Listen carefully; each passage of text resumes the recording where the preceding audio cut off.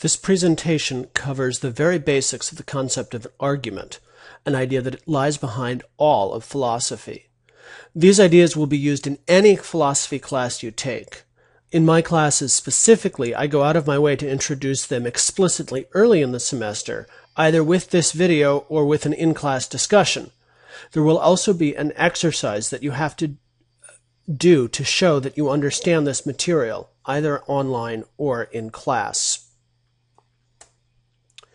The first thing you need to know about an argument is that an argument in philosophy is not just people contradicting each other.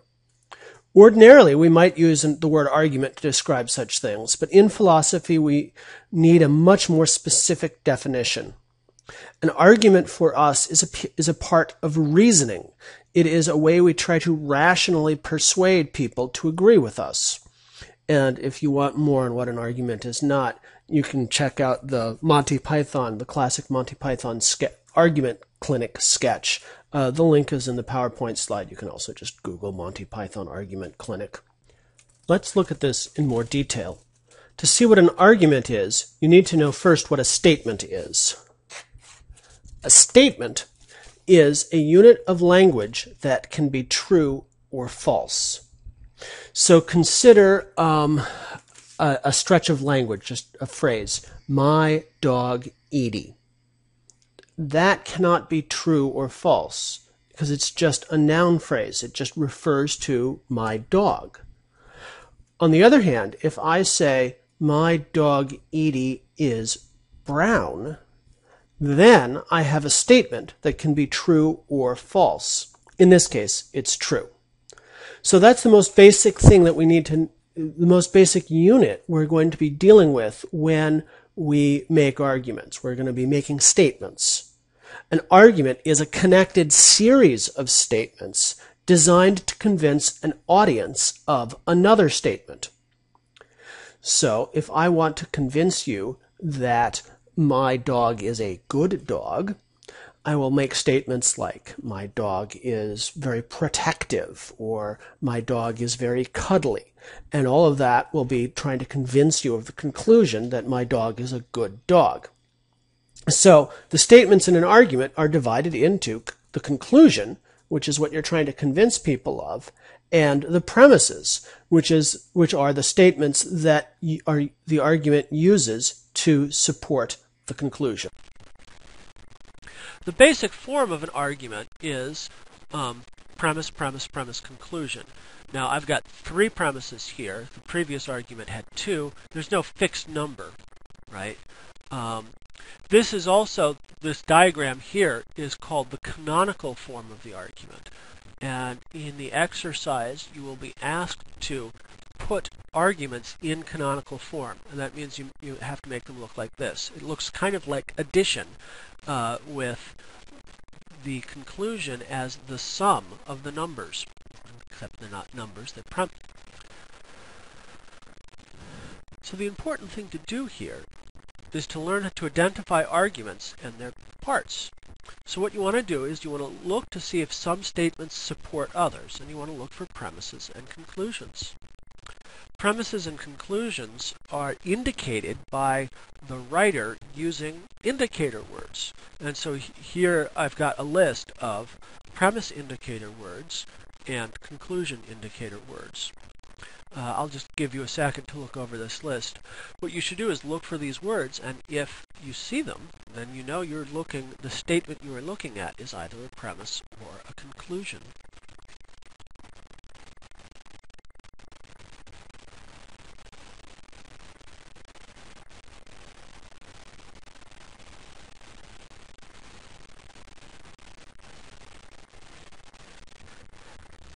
Okay, let's move ahead. More or less like this. We are going to attempt to identify whether a given passage is an argument, and if it is an argument, identify the premises and the conclusion. So this is something I modified from a critical thinking textbook called Introduction to Reasoning. Cal Ripken has provided years of valuable service to the Orioles. He has appeared in 19 All-Star games. He has a World Series. He was a World Series champion in 1983. His number has been retired by the Orioles. Therefore, he deserves a spot in the Hall of Fame. Is this an argument? Just take a second to write down an answer on a scrap piece of paper next to you. Notice that it's got the word therefore in it. Therefore is one of our conclusion indicator words. And from that we can tell that this is in fact an argument. And so this is the argument put into canonical form.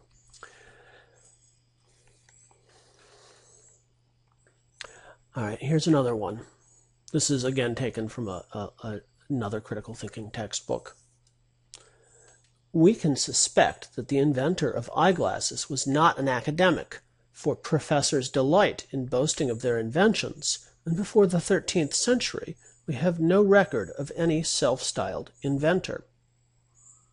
Well, as you can see, it's got that premise indicator word, and based on that we can tell that it is in fact an argument. And this is the argument in canonical form. Example 3. So is this an argument? President Clinton today made a parting appeal to Indians for eased tensions in their region and stronger ties with America as he looked toward a brief and diplomatically dicey stop in Pakistan. Friends don't have to agree on every issue, he told business leaders in a domed room of the Bombay stock market. They just have to have an honest relationship about it. That was from the New York Times over 10 years ago. So is it an argument? No, it's not an argument. The reporter here is just describing some events. You might claim that Clinton is making an argument if you supply some more information. You know, for instance, that his conclusion is that the United States and India should have closer relationships. His premise is something about the nature of relationships. That requires a lot of filling in, though. The important thing to note here is not whether Clinton is making an argument, but that the reporter is not making an argument. The reporter is simply reporting.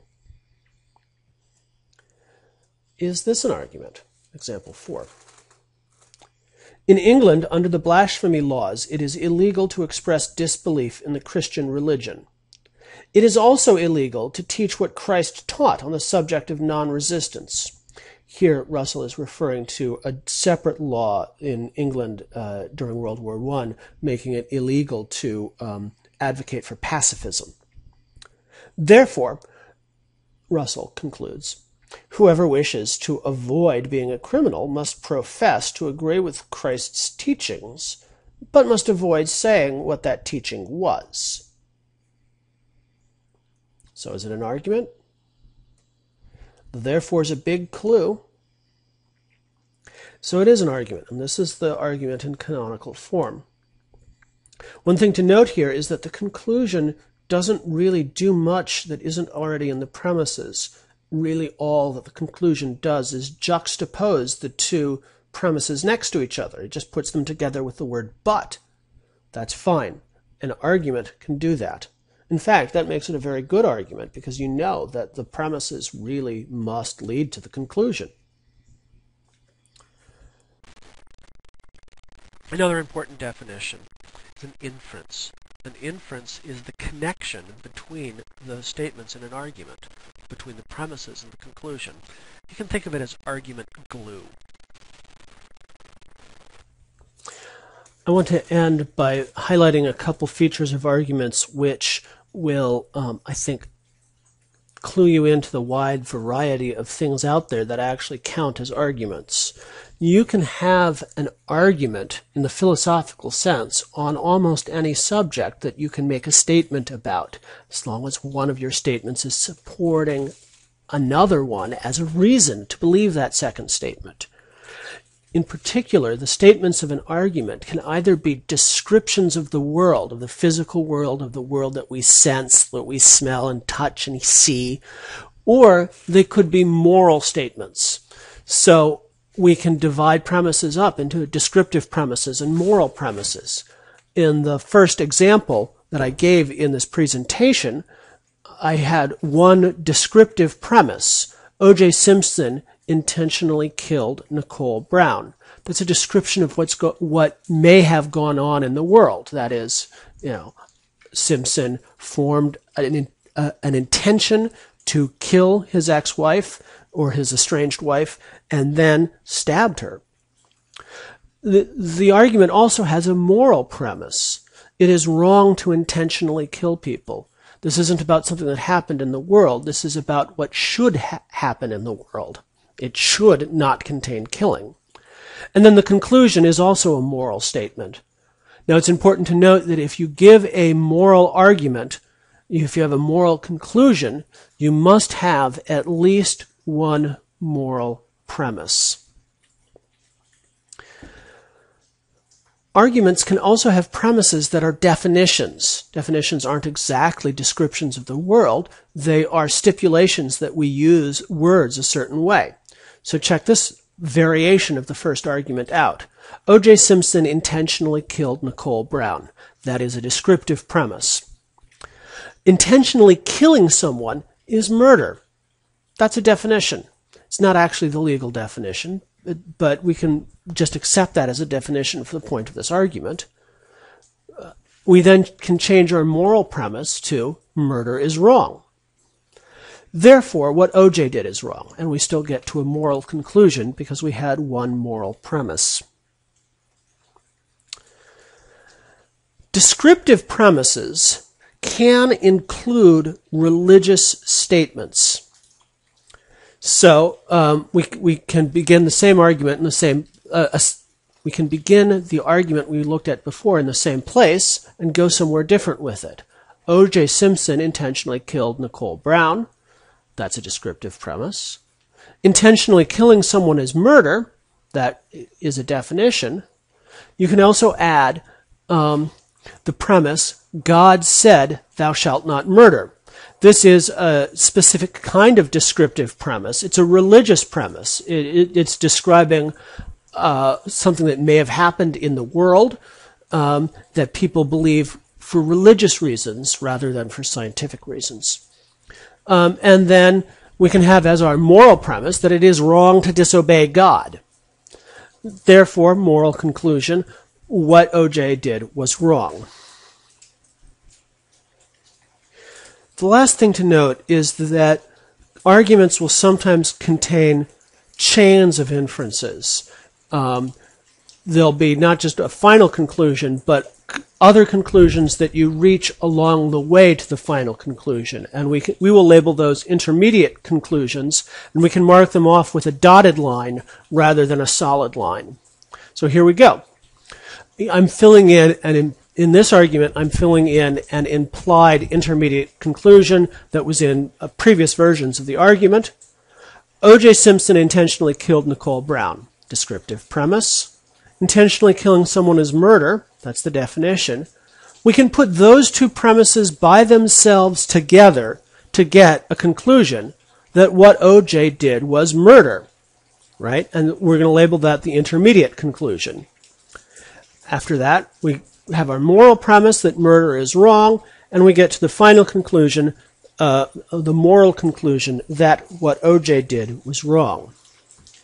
Okay, this should be enough. This should be enough background information to do the first exercise. Please try that out now.